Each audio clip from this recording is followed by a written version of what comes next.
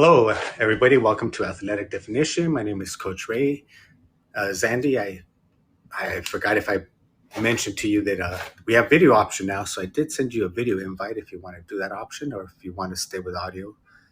I That's as am. Can you hear me? I'm trying to figure out the video option. Oh, here we go. I just resend you the invite. What's up? Turn it on. I gotta turn on the video. There we go. All right, there we go. How you doing today? Happy Friday. Thanks. How you doing? Good to be here. I'm doing good. I know I've been trying to get you on here for a while, and due to schedules, we've been hit and miss, but finally we get to have you on, and I'm actually very interested in what you've been up to and your whole ultra running career and how you got into it through photography. So that's very interesting to me. I Um, did. Yeah, I so did. did you? Should I Did just go with it? Yeah, go for it. Start Oh from the yeah, beginning. I'd like to know if you did any sports when you were young. Actually, that's all I did. Literally, okay. all I did was sports: baseball, basketball, tennis, swimming. All like on teams and pretty seriously. I was very as a kid. I was the most serious, I would say, about sports of any of my friends. I would actually practice and do the drills and stuff. I love sport, and I didn't even start running on a team until freshman year in high school, and that was just to get in shape for basketball season, which was my main sport. My baseball and basketball were my big loves growing up. I was made to swim by my mom, and I'm thankful for that now. So I was on a swim team as well. And then in high school, I actually stopped playing baseball, well, around age 16 or so, and picked up tennis, um, which was so fun. So, I mean, basically, and there was skiing too. I mean, if there's a sport, I'll try it and I'll probably love it, except for ice skating. But um, I have not met a sport that I don't love. That's good. I find it very helpful, especially if you happen to get injured. It keeps you from getting bored. So, was your family like really athletic, or was that just something you picked up on your own? They were athletic, active. Like my dad was a great swimmer growing up, and so was my mother. But my dad is from Chile, and his hand-eye coordination isn't anywhere close to what his feet could do. He's a great soccer player, but soccer didn't really stick with me. I did play it a little bit, but yeah, my parents were active. But I grew up in rural New Hampshire, and there weren't many kids around, so I just had to like entertain myself quite a bit. Um, oh, pardon me. We got an appearance. Yeah, I just had to entertain myself quite a bit, whether it's like throwing a ball against the wall for hours, or shooting hoops by myself, um, hitting baseballs or tennis balls and out of a bucket, and then going to retrieve them. I mean, just I pretty much went from one of those activities to another all day long, unless I had to be in school. And so, were your like dreams and aspirations to become like a pro athlete? 100%. Yeah, And hundred was it percent. basketball? Want to be a baseball player, and then want to be a basketball player. Um, but How far did you those get in basketball? I love dreams, basketball too. yeah, I think I saw something on your Instagram where I thought, oh yeah, he's a baller. I got cut in college, Oh, okay. and so So then you made it to college. That's good. I mean, I mean, that's for a lot of people. It's like high school, and that's it. That's their glory days. yeah. I'm glad I had those glory days. Those were good. Those were good days, and I mean, I'm 5'8", and I had already started to focus on running, and then I showed up to tryouts, and I wasn't in shape. I was in running shape, so Were you anyway, being pursued by any scholarships or no, no? So then you no. did a walk on in school as well for the sports you played Well, in I college. mean, it was Division 3, so anybody Okay, could play. anybody could Okay. walk on if they wanted to.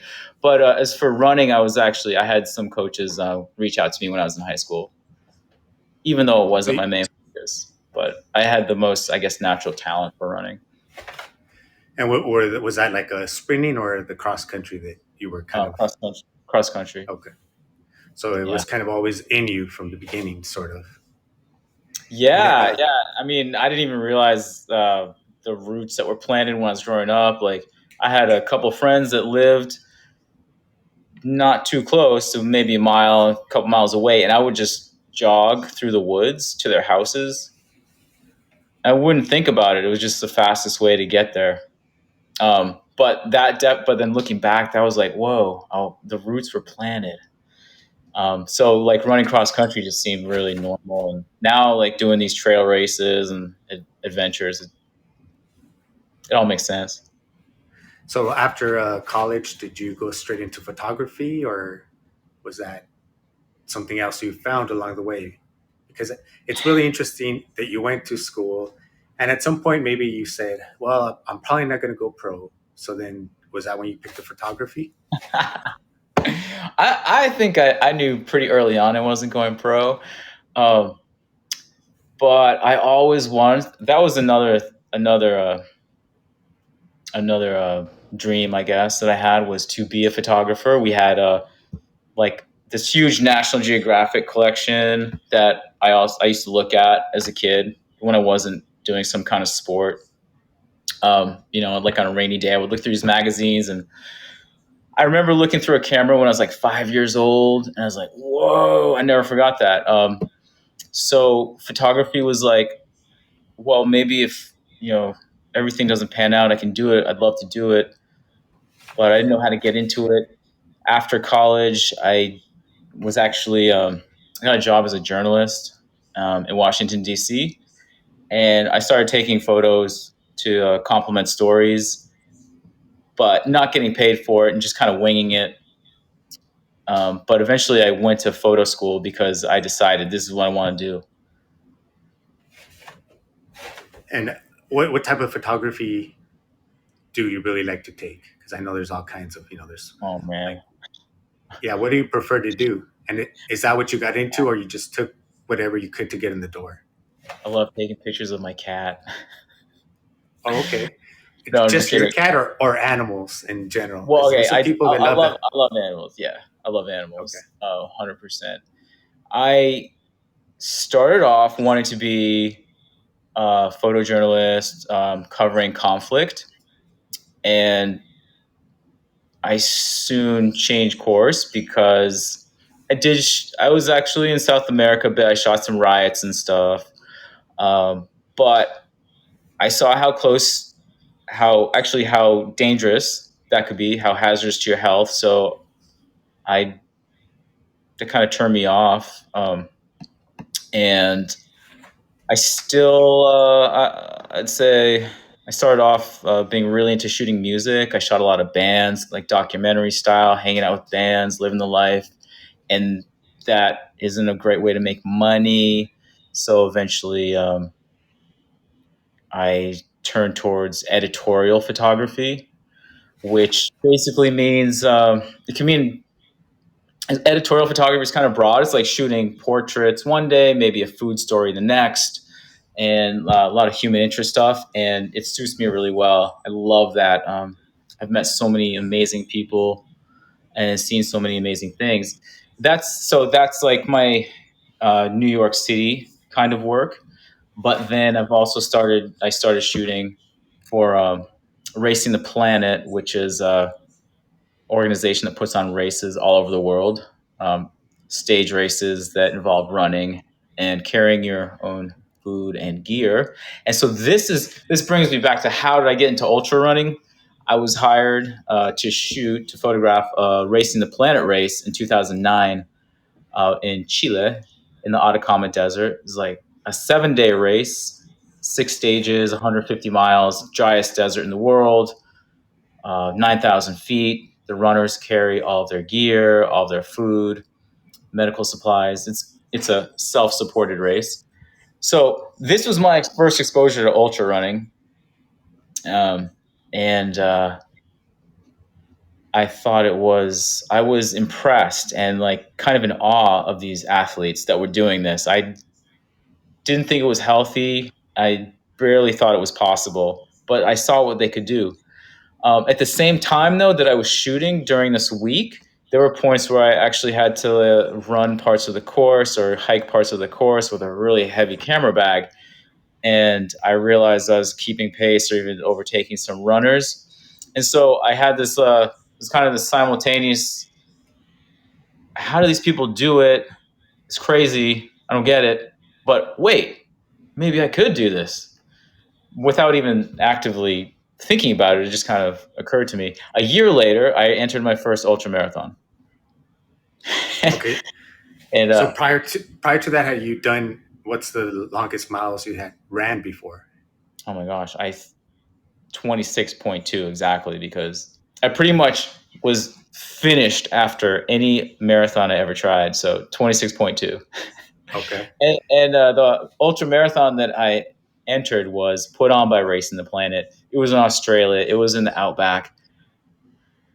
Um, what time? I think it was in May, and it was basically like running in a sauna with a heat lamp over your head. I was so ill prepared. Got my butt kicked. I came in DFL. That stands for the opposite of first place. that dead effing last place. Um, but I did finish, and I feel like that's where I went to like ultra running university, because I learned so much in that 1 week that I uh, I still keep those lessons with me to this very day. So how long was that race that you did in So Australia? that race in Australia was, I think it was 160 miles, and it was comprised of 6 stages. And I think that I ran probably 2 hours of the entire course, because about 2 hours into the race, I went down. Well, I started having the first symptoms of a heat stroke, and it only got worse the entire week. And I hiked it. It was kind of like a death march the whole way for me, but I was determined to finish. Um, but I learned, and I learned a lot. I learned so much. And I think that I learned about nutrition.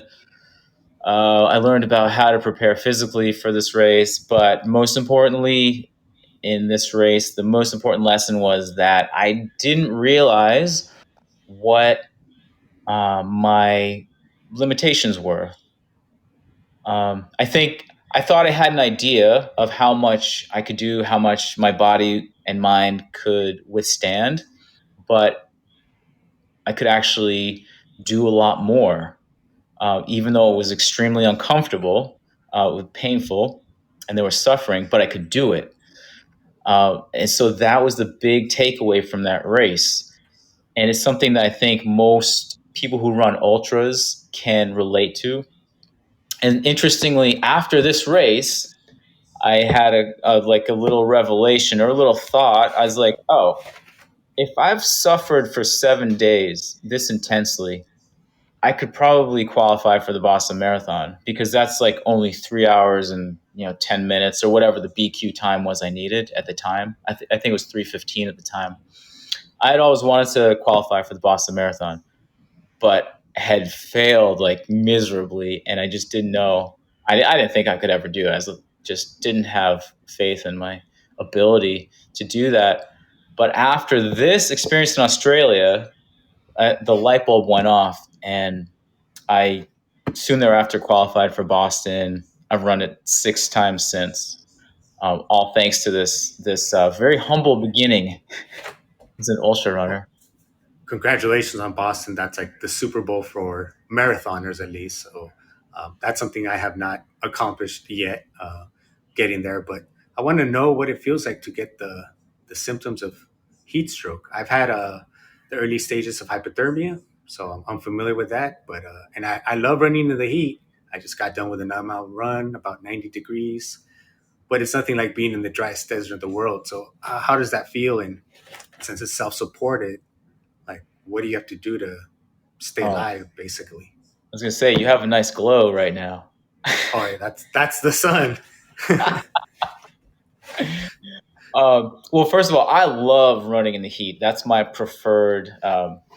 It's my preferred climate. Actually, I despise the cold, in spite of the heat stroke that I got in Australia. So the symptoms, there's several symptoms. A headache, for starters, is probably the first symptom you'll have. Then, or in combination with nausea. So nausea and a headache are the classic symptoms. And then if it's really bad, you'll experience chills. Even though it could be 100 degrees, if you're having severe heat stroke, you'll get chills. And then dehydration, obviously. So those are the four major symptoms. In Australia, at the end of the first day, which was about a marathon distance, I kind of collapsed at the finish line and started vomiting profusely. A couple guys who I'm not friends with, actually, they're much bigger than me. Uh, that doesn't say much, but at any rate, they picked me up and carried me to the medical tent where I was administered two IVs, um, just to, kind of, I don't know if it saved my life or whatever, keep me going. But I mean, that's very severe heat stroke. So basically, headache, nausea are the first signs, and then chills if it's really bad. So what do you do about that? Uh, if you're doing a self-supported race, for example, you should first of all moderate your effort. So, if you're whatever you're running at, run a little slower. If you're hiking, hike a little slower. Secondly, take electrolytes in all of your liquid and look for shade if you can to sit down and cool off. So after you finish that stage, and you're vomiting, trying to get hydrated, uh, to me, it's only a certain mentality that's going to want to do it again. And what was it that drove you to finish or to keep Loco. going? So, Um, well, there are a couple reasons. This was my first ultra, so super curious. It's like it's my first time. I can't not finish. But that wasn't enough. For this race, I committed to raising money for lung cancer research because my cousin, one of my best friends, was battling lung cancer at the time, and I had seen what she had been through, and I was like, there, whatever she's going through, whatever I'm doing does not compare on any level. So I said to myself, I just, not to anybody else, just to myself, because if I told other people, like if the medical staff had heard what I was saying to myself, they would have pulled me from the race. But I was Right. like, okay, they're going to have to peel me off the race course. I'm not stopping. And in fact, the next morning, the staff and the doctors, I assumed I was not going to start the race, and I actually heard them talking as I crossed the starting line after everybody else because I was just so like beat up and slow. They're like, "Wait, what's he doing? Did you know he was starting?" Blah blah blah, and they let me go, probably figuring they would just pick me up down the road. But at any rate, what kind of mentality? So I had those for this particular race. I had a huge motivation to get it done because I was doing it in the name of someone that I loved, um, and I think in combination is an innate curiosity, like how am I going to respond to challenges? How can I fix this? Like, what's what does the body go through? What can I eat? Like, it's just I'm just curious. And ultra running, like every ultra race to me, is an equation. It's a riddle, and it's never not entertaining trying to figure out um, how to solve that riddle as best as you can. And that actually leads me to my next question. Is that why you keep doing it? Because after you complete a 160-mile race, some of the other races you've done, like Badwater, for those who don't know, is like the Super Bowl of, or ultra running, according to those race organizers, they want to make it like the toughest ultra race in the world. And how many times have you had the opportunity to do that one? I did Badwater once. I qualified by winning the Keys 100 race in Florida, which is the one auto qualifier for Badwater. And I would do it again in a second. It's an incredible experience. But whether it's the toughest race in the planet, it's all the races. I think any ultra race, any race, it's as hard as you want to make it. So, but I must say, Badwater was the one race that kind of it broke my will. I've never had that happen before or since, but just the sheer length and challenging nature uh, of the race caused me to kind of lose my train of thought um, in the last 12 miles or so. 12 miles or so, when you have to climb halfway up Mount Whitney to finish the race. That had never happened. I started hallucinating and just sitting down. I just sitting down, so close to the finish, but just I couldn't focus. So yeah, that race is something. I kind So, of forgot. I forgot what your question was, but oh no, Bad, that Bad War you're is giving amazing. me. Bad War is amazing. It was an amazing experience all around. Psychedelic without any substances. Actually, that's another thing I wanted to mention. So that's the only, you know, ultra runners when they get into late mileage, they I've heard that they start hallucinating. Your lack of sleep and nutrition and everything else. So you that only happened to you one time, or So yeah, well, hallucinations. I get those quite a bit. I don't know. I don't. I have no idea why, but I always see a bear. I mean, I could be anywhere, the Florida Keys, the Atacama Desert, and for some reason, I will see a bear. I don't know why, but what I mean about Badwater that was different is that yeah, okay, the hallucinations that happens. It's not too out of the ordinary, but I'll keep going. But in Badwater, I just kind of stopped. I just lost the will to keep going, even though I was very close to the finish, and that's just a indication of just how hard that race is. It's so challenging. It tests you on so many levels. and when you said the Florida Keys is an auto qualifier, from what I know, and it could have changed, you have to do three 100-mile races, and then you you could have to write like an essay, and then if they accept you, you're in. So did you have to write the essay and all that, or was that is that because of the humidity in that race? And that I'm assuming Florida is really humid for that ultra. Yeah. So why is the Florida Keys race an auto qualifier? Is that why? Basically, yeah. Yeah, I think it's the heat and humidity, and also that the fact that it's on a paved road the entire way, as is Badwater. Mm. So yeah, the fact that heat at Badwater is such a huge issue, as in the Florida Keys race, it's yeah, and I know the race directors are good friends, so for both of those reasons, it kind of, I guess, makes sense that it's an auto qualifier. But otherwise, yes, it's a really hard application process, which is why I really wanted to bypass that by just winning the Florida Keys race. Yeah. And so when you win, is there big prize money for ultra runners? I know a couple, but some of them get like nice trips in here and there. But the sport still needs more recognition, in my I opinion. mean, I mean, when I'm not running, I'm just counting my money. Basically, I sit around. Yes, What do I do? I still have hopes and dreams and a chance. Like I don't know if you listen to Joe Rogan, but if it wasn't for him bringing on ultra runners, I don't know if they'd be even as popular as they are now. He kind of helped them a little bit by bringing some on, and people just were not paying attention to the whole sport of. I mean, people think I'm crazy running 26 miles. Anything over that's a whole different animal right there. And now humans are getting up to over 200-mile races in those Kodiak, and I'm just the human body and what it can do. If you train properly and everything else is amazing. It's incredible. I mean, how did you hear about ultra marathons?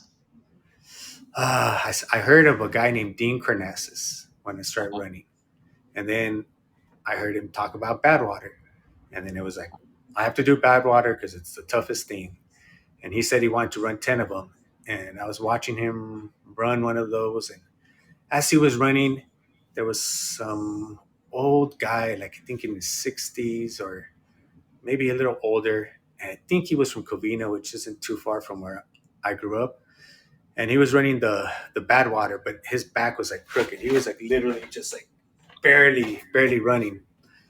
And I seen this guy who finished the ultra marathon, and then he finished Badwater, and then went back to go help this guy. I'm like, man, who is this guy? It turns out that was David Goggins, and then I'm like, oh.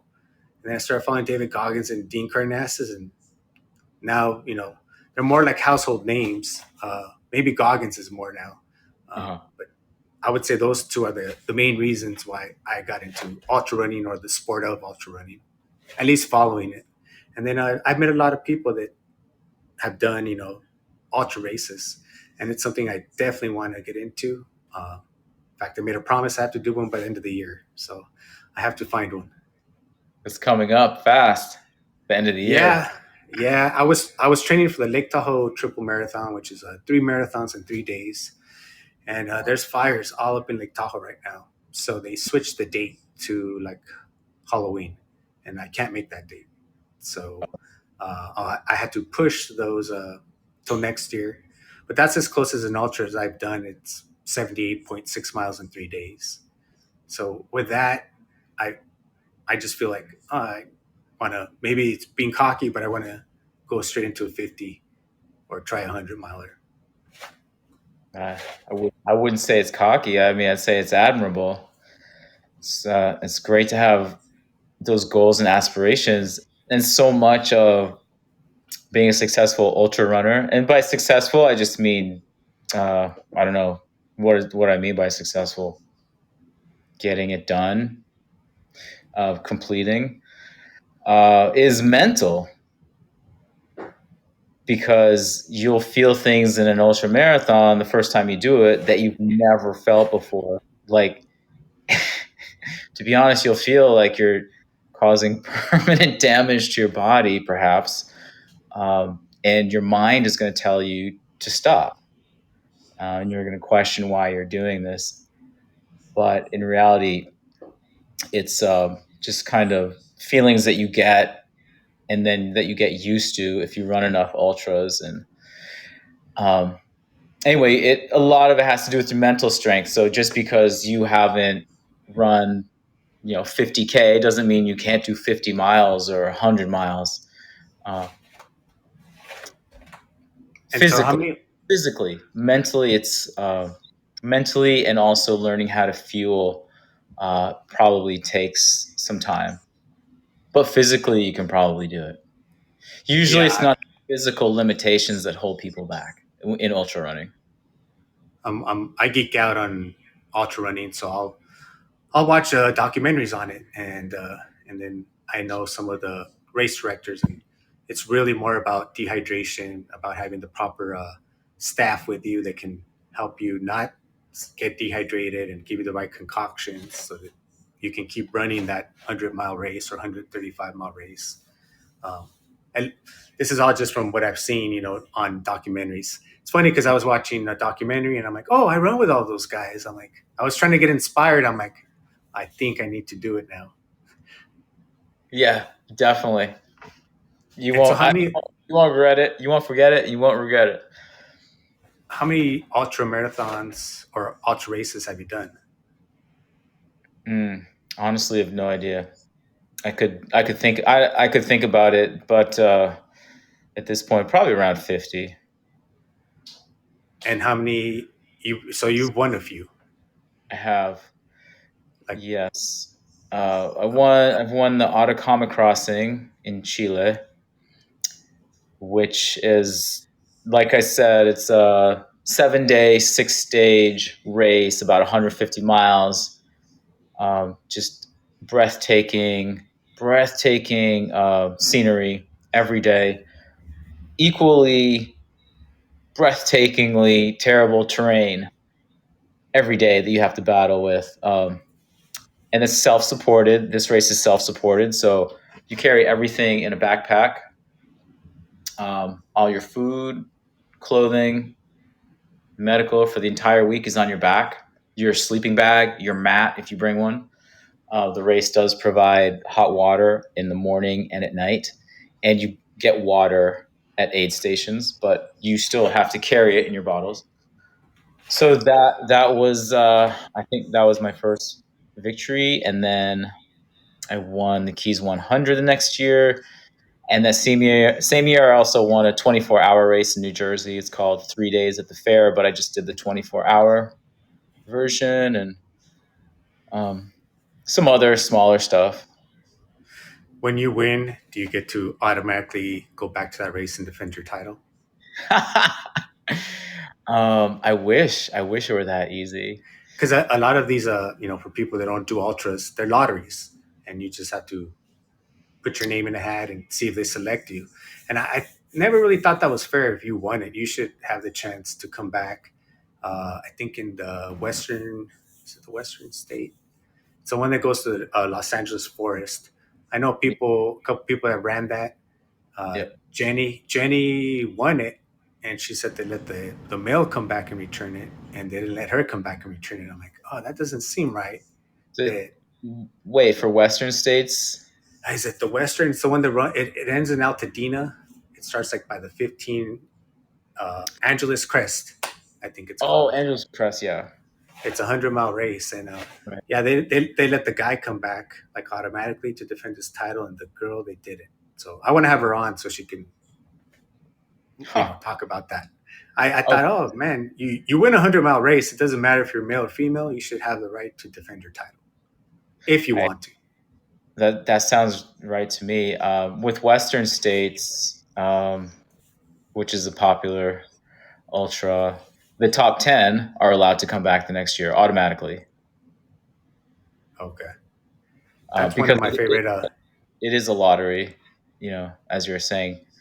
Yeah, that's an interesting idea. If a race goes to lottery, yeah, why not let the winners come back? Plus, then it's like incentive for people to race hard and do well in the race.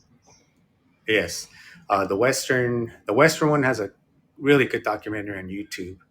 At the time, there was like three undefeated ultra racers, and they all went at it at that race. It's even if you don't like running, they go into the background of the runners. Uh, Yes, are you talking about Unbreakable? yes, Oh, that's that, great. that I Yeah, watch that all the time. It's such a good running documentary. I love that. Yeah, I watched that before. I ran it this year a couple of times. It's awesome. And at what point did you get into coaching? Oh, I was coaching informally for a long time before I started doing it professionally. So uh, it's been so long now, probably about 15 years ago. Um, And when you started, did you feel it was going to take away from your training for the ultras? no, actually, I feel like it informs my training because it forces me to, you know, think very thoughtfully about plans for other people and how they can maximize their fitness and how they can set up their training for races. So the more that one thinks about a topic, the more I think about running and how to run well, whether it's for myself or for somebody else. That actually helps me quite a bit. And So are you mostly coaching ultra runners, or do you just coach all runners? Or yeah, I love the fact that I coach people who are couch to 5K, uh, Boston Marathon qualifiers. I do coach a lot of Boston Marathon qualifiers. And then, yeah, trail runners, people running up to 200 miles, 100 miles. So I would say I coach everyone 5K, between 5K and the longest ultras that are out there. Um, I love that variety. What's so interesting about coaching is I couldn't have predicted this when I started coaching, But now I'm equally fired up about someone that just wants to, PR in the 5K, even if it's like, 31 minutes. I'm as excited for that person as I am for someone who's super fast, running a marathon. Um, it's great. It's just so rewarding. So yeah. I I agree with you. Now you did something that they say you can't really do, which is run an ultra and be fast. And you have to be fast to qualify for Boston. And you did it in about a year's time. Did you have to stop training as much long distance and work more on speed to qualify, or did you have to change your training routine at all?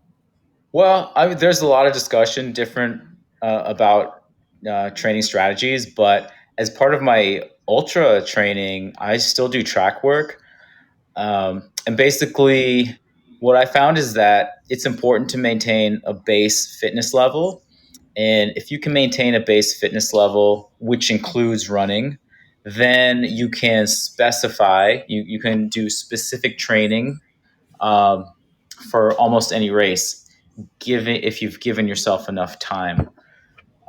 So, I mean, if you look at the fastest ultra runners, they're also super fast marathoners these days. So I know there's an idea that because you run long, like an ultra race that's long, and you're running more slowly, you may need to train more slowly. You do need to do some training that's race specific, but at the same time, you also need to do speed work because speed work makes you a more efficient runner. It improves your running economy. So even when you're running more slowly in an ultra, you're going to be more efficient if you have developed if you've developed doing speed work. So it's not for me. I don't know. For me, a lot of people I coach, it wouldn't be a stretch to go from running 100 miles to then a few months later running a fast marathon, or vice versa. Yeah. Okay, that's good. That I would say that's the common thing you hear. If you want to run like a even a sub 4 marathon, you have to go somewhat of a fast pace, and then to do an ultra, you're talking more like what 15, 18-minute miles at least. Well, I mean, it's all relative to the person. So yeah, I mean, fast for somebody, 4 hours is super fast. For Kipchoge, 2 hours is super fast. But I mean, the effort is the same though. So you know what I'm saying? It's all relative. And by Oh, yeah, I mean, someone that's training for an ultra marathon, maybe that's not going to run it super fast, I would still assign speed work, but speed work that is suited for them, you know, got it. at their level. Yeah. And then I seen on your Instagram story that you put anything but running, and you were shooting some basketball. So do you have a race coming up that you're trying to Oh yeah. taper for? Yes, tomorrow. In fact, it's called the Speed Project DIY, which is related to the Speed Project, which is the annual race from Los Angeles to Las Vegas. But tomorrow they call it the Speed Project DIY. Super cool concept. It's a race that starts at the same time for everybody all over the world. So for myself, it's 7 a.m. tomorrow in Brooklyn. Like for someone in the UK, it's noon, etc., etc. And how do we race each other? Via an app. It's called Virtual Baton. So there will be leaderboards on this app, and that's basically how we'll race each other. And what's so cool about this race, you could do it on a road, you could do it on a track, you could do it on a mountain, uh, anywhere you want, as long as you make sure to sync your watch to the Virtual Baton app. And the race itself is 29 hours and 51 minutes. So it's like all you can eat, except all you can run. But yeah, Are, so are, doing that tomorrow, and I like being active every day of my life, so I didn't want to run the past couple of days just to give my legs a rest. So Went out, shot some baskets, pretended I was in high school again. Are you kicking off the leg then tomorrow? Are you kicking off the race at 7 in the morning, or you're taking the So, baton from somebody? oh no, so okay, so you could run it as a solo runner, you could run it as a team and have relays, but I'm gonna do it solo tomorrow. So you're Um, going to run the whole 29 hours? yeah, I'll take some breaks. Not gonna run the whole time. what It's gonna be fun. It's what gonna be is fun though. And doing it in Brooklyn, I just look forward to seeing friends more than anything, really, that I haven't seen. there's a cat. Yeah, It's like it wants some camera time. that's my muse. And so, how many miles do you think you're going to get done in about Mm, 29 hours? I I think I'd like to do about 125, and I have never experimented. Well, I'm going to try tomorrow. Planned breaks and maybe even taking naps, which I've never done in an ultra marathon. So this hopefully I can do 125 and try some different things that I haven't tried. You've never taken a nap in an ultra marathon? No, just one time in Badwater when I sat down on the climb up to Mount Whitney and I just passed out. Not on purpose. I just passed out. Not even But on that otherwise, 24-hour race in New Jersey? no. That Oh, that, so that race was so cold that I think at 22 hours I saw that I was going to win the race, so I stopped running. And I didn't take a nap, but um, that was too cold to nap. That 24-hour race. I've done other 24-hour races as well, and no, haven't taken a nap. I mean, I think 24 hours is a little too short if you want to be competitive to take a nap. But um, since tomorrow is going to be over 24, I'm curious to see how napping can work out. yeah, I'm gonna bring him on. His name's the Running Jester. He's run like I think 300-mile races, and he purposely told me, well, what you do is you drink water before you go to sleep. That way you have to wake up and go pee. And when you get up and go pee, you don't go back to bed. And I'm like, otherwise you're just going to stay there. He's like, and when they offer you those rooms, don't go in there. Stay outside. Stay uncomfortable because you're not Right. going to want to get up. You'll be there longer, and other people get the edge time. I'm like, that's interesting. That's an interesting, especially if you're taking a nap. I'm not quite there yet, but I love just to get the information from people that just have done so many. It's something that I'll be able to use in the future. I And think so, the jester would know. have you heard of him? Oh yeah, definitely. I've done some races with him. He definitely did Badwater the year I ran it. And he runs it in a suit, which is even more. I'm like, oh, it's not hot enough. Just wear a suit. I know. There's no way I could do that. More power to him. Yeah. And so, what you're gonna do it all pretty much self-supported yourself tomorrow, the racing, Yeah, or you have they're something? yeah self-supported. There's a like a hub in Brooklyn where I'm gonna just leave my bag. I'm gonna leave a mat so I can just lay down and pass out if I feel like it. But yeah, I'm gonna mix all my drinks and do all that stuff for myself tomorrow. No crew. And any other races coming up for to finish off the year? Yeah. So after that, Boston Marathon in October, and that might be a wrap. I mean, I shouldn't say that. Races always come up, but no major ultra marathons until next year after tomorrow.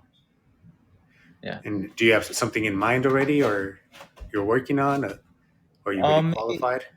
yeah, maybe go back to the Keys 100 like that. I like running in the heat and tropical environments, um, but we'll see what else is out there as well. When you say tropical, do you mean humid? Yes, yes. So yeah, Yeah. I'm more of a dry heat type of person. I can, I you know, bad water, West Coast heat all day, but humidity, I'll probably fall apart right away. It's next level. It's a whole nother It, beat. hmm Yeah. I mean, the dry heat is also, I mean, hot is hot. It's a challenge, but yeah, it's definitely, if you can acclimatize to running in the humidity of a place like Florida, and then you go out west to the dry heat, it's actually, it's good. It's good training. It's a lot easier to run, to go from humid heat to dry heat. Yeah. And so if people want to get a hold of you, is your photography, or do you just work for like a magazine or a newspaper, or are you freelance, or Yeah, I'm freelance. Yeah. and you pretty much shoot anything? Uh, anything that pays. Okay. Yeah, I shoot a lot of things. Like I was saying before, anything from culinary stories, food photography, to environmental portraits, um, all kinds of stuff. I still shoot bands occasionally, and yeah, and races. Yep. In races, I always tell the photographers, why do you guys always get us like running uphill, or our faces all like struggling? I'm like, can't you get us on a good, like, hey, he looks good running, Yeah. get us on a Well, little downhill. But that's no, right. They it's like. always like, I guess they like the drama. I don't know. yeah, yeah. I'm like, that's not a good picture for me. If you want me to buy it, you got to make me look good. Exactly. That's what I say. If you don't look good, I don't look good. So I go for the flattering angles. And what about for your coaching? If someone wanted to get a hold of you for coaching, do you just do in person or do you do online? So I do both, and right now I'm with the Chosky Endurance Collective.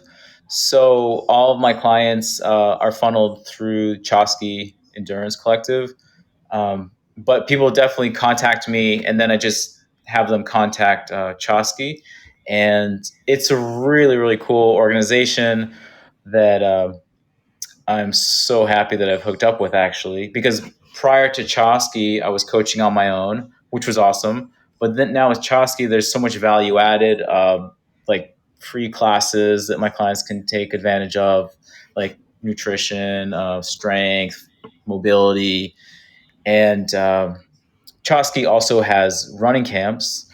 Um, one of which I'm going out to coach at in September in Flagstaff, which are, they're too much fun. I would just do that all the time if I could. I did one. I coached at one in June, which was amazing, and so I'm excited to go back. They also have camps like in Ecuador and around in Chamonix, et cetera, et cetera.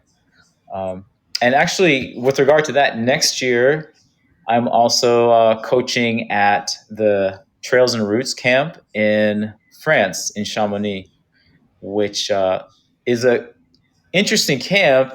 First of all, because of the running, which is going to be incredible on the trails in Chamonix in France, but also because it's uh, a plant nutrition based camp that we're going to have a vegan chef making all of our meals for us. So it's going to be a combination of trail running and nutrition, those two focuses. So I'm excited for that. That's going to be in July. And if you're anyone's interested, that's the trailsandroots.com website. But obviously, just reach out if anyone's interested. Just reach out to me on Instagram and let's talk. And I'll be happy to hook you up with Chosky or talk about running. Yeah, I had never putting your Instagram right now up, and Oh, cool. during the replay, it'll be the first thing that people will see the whole time. It's unfortunate cookie if anybody wants to follow Zandy on Instagram. Um, yeah, I think it's very cool that running is taking you all over the world and seeing, uh, like, I remember just like seeing top runners when I was younger. I'm like, oh, they're traveling, they're doing this, and just kind of think like, oh, one day, hopefully, I could be like that. And just to see ultra running and runners get opportunities as real athletes, I have a pet peeve with ESPN, and I'm gonna do a whole show blasting them because yeah, you'll put poker, you'll put darts, you'll put bowling over running. You Meb was like what the first American to win the American to win a marathon in the United States, and they didn't even put him on the cover. When they have marathons, they charge you like $300, and they don't let you stay at the park. They kick you out. So there's a I mean, like you want the runners support, but then you don't really support them, and you don't Mhm. support them by showing them anything on TV. So to me, they're just a big money grab, and I understand people want to dress up and take pictures with the Mickey Mouse characters and all that, but like give the runners a discount, like to go into the park after. Like just you just completely kick them out. I don't think it's right that ESPN doesn't like honor runners, or I would much rather see an ultra race than whoever's into car racing. Sorry, but cars going around in a track, or even horse racing. I mean, those are animals and machines doing it versus a human that when you think about it, most people don't even want to walk a mile. So these Right. humans are going hundreds of miles, and you know, I'm glad to see that you get to at least travel and other people can see that, and hopefully it'll just keep growing and growing, and more opportunities will come for the up and coming runners. Yeah, it is. I'm so grateful for running and everything that it's brought into my life. The travel, the relationships, and just the self knowledge. You know what I've learned about myself along the running journey. I mean, it's amazing. Hopefully, well, as you're saying, the more exposure it can get, the more people might be inspired to try it out. It's well worth going down that road for sure. And Yeah, along those lines, I mean, ultra running should be an Olympic sport. I mean, if yes. skateboarding and everything, who knows what else is in the Olympics? No, skateboarding is awesome. I'm not picking on anything, but I think ultra running would be a very compelling Olympic sport. So when you're talking to ESPN, mention the Olympics too. I put the hashtag today, ultra running, and I'm like, oh, it has on Instagram, it had like 1,000,000.1. Yeah. That's come a long way because that hashtag would never have had a million. I mean, when you think about it, I think there's like 575 marathons in the United States, roughly per year, and only 0.05% of people run those marathons. And I'm going to say some of them are repeat offenders like myself. It's the same people running the marathons. So the percentage of ultra marathoners has got to be, I don't even know what it is. But to me, they're extraordinary athletes. And each time I keep seeing them push the limits and weather and humidity and cold. And it's great. Like, because I know there's always some future generation seeing what they're doing and getting inspired. And I'm glad you finally were able to come on, and I want to wish you best of luck tomorrow in your race. I hope you post a little so I can kind of see what you're up to and see how you're doing, and if you get those 125 miles. Is there anything else that maybe I have missed that you want to mention or promote? Oh well, I mean, while we're at it, I'm gonna drink from my water. Just No, actually, so I mean, Hammer's been an amazing sponsor of mine. So I gotta give No, Hammer a shout out because uh, nutrition's such a big part of ultra running and athletics, and they've helped me quite a bit on my journey. and But no, I mean, Ham, in general, I would just like to say, um, eat well, train hard, be nice. That's that's all. that's good. I'm gonna I wish the world would just get on that train. But anyway. I agree with you. But actually, I've never heard of hammers, so let's give them a better description. What are they? Are they nutrition or liquid?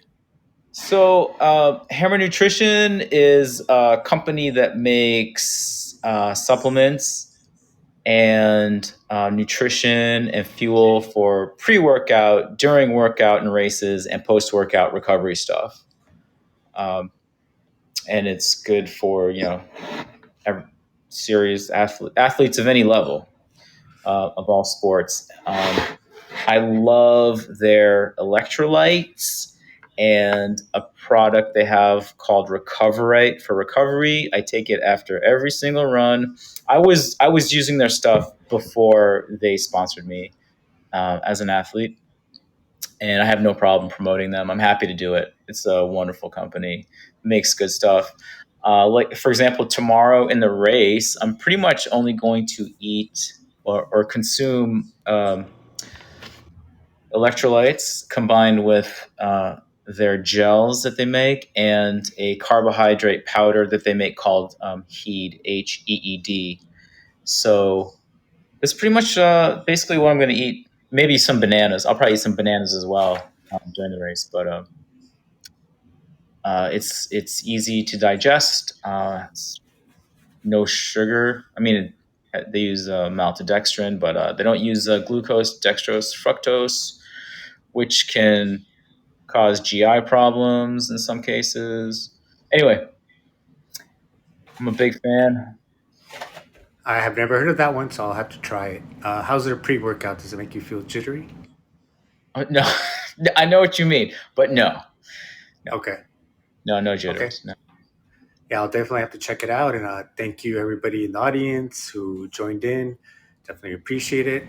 This has been Athletic Definition with Coach Ray Z and ultra runner photographer Zandy, who will be running, 125 miles tomorrow, roughly, Hopefully, or more. hopefully, or We'll see, more. So or we'll be less. cheering you on. And thank you, everybody, much for joining. I actually will be, actually, before we go, Peter wants to come up and he might have a question. So let's just bring him up here real quick. Let's see. Peter, welcome. Hey Ray, how you doing? Zandy. Hey, what's up? What's up, man? Hey, do you have any tips for running the Australian outback, like some things not to do? You really want me to go there?